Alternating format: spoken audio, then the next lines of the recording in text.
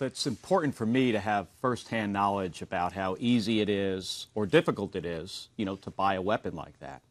It's through a background check, obviously, at a federally licensed gun dealer. But it's important for me to know, what it is and, to have firsthand knowledge.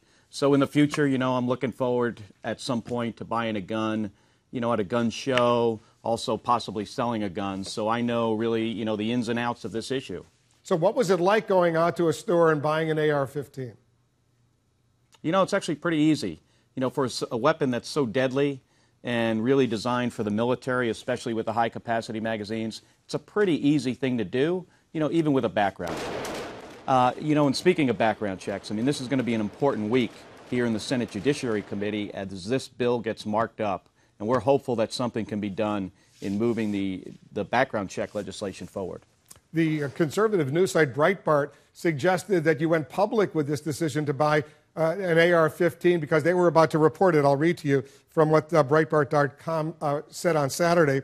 Breitbart News then began investigating the details surrounding the purchase, including visiting the gun store. Suddenly, Kelly announced on his Facebook page that he was not going to keep the AR-15, which he has yet to pick up from the store. What do you say about that? Well, I don't know anything about who Breitbart is or anything about his website. We had a plan, to go in there to buy a 45, and if we had the opportunity to buy an AR-15 as well. And, I don't know the timing, but we had a plan on when we were going to announce that on Facebook. In the future, I'll be talking about, buying a gun from a gun show, also selling a gun. So that's all, to come later, because I really need to understand this, the issues, surrounding gun violence and these weapons. What are you going to do with that AR-15? Well, the plan is to turn it into the Tucson Police Department. So once I get access, once I actually take possession of it, we'll be handing it into the Tucson PD. And you also bought a handgun, a .45 caliber, is that right? Yeah, that one I'll keep. Gabby and I are both gun owners, strong supporters of the Second Amendment. I've had guns all my life, so I'll be keeping the .45.